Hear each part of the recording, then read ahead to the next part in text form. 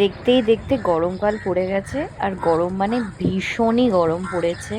এই সিচুয়েশনে দাঁড়িয়ে আমি চেষ্টা করি প্রত্যেকটা একদিন দুদিন ছাড়া ছাড়া বাচ্চাগুলোকে স্নান করানোর। তো আজকে সেই দিন যেদিন উইকেন্ড, মানে রবিবার রবিবার আমার ছুটি থাকে।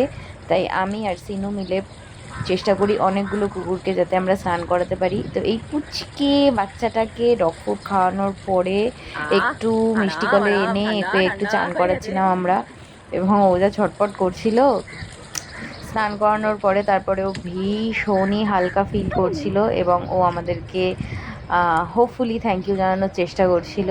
যাই হোক, সে নাচানাচি কুদাকুদি দৌড়াদৌড়ি করে বেড়াচ্ছে, দেখতেই পাচ্ছেন আপনারা ও কীরকমভাবে ছুটোছুটি ছুটোছুটি করছে, এরকম পাগল হয়ে গেছিল আর কি।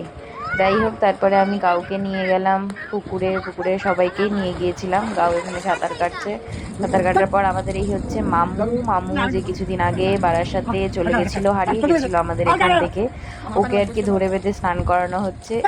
এইটা কি ছিল?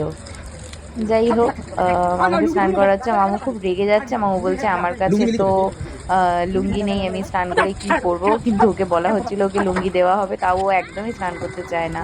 তারপরে আমার বাচ্চাগুলোকে সবাইকে নিয়ে একদম চলে গেলাম পুকুরে।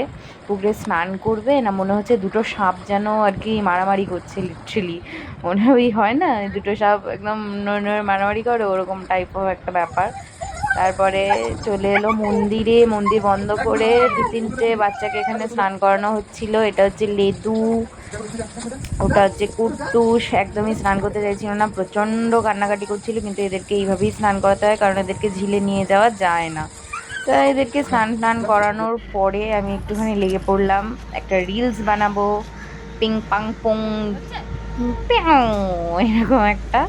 যাই হোক, অনেক চেষ্টা করার পরে একটা আমরা রিলসটা শ্যুট করে নিয়েছিলাম।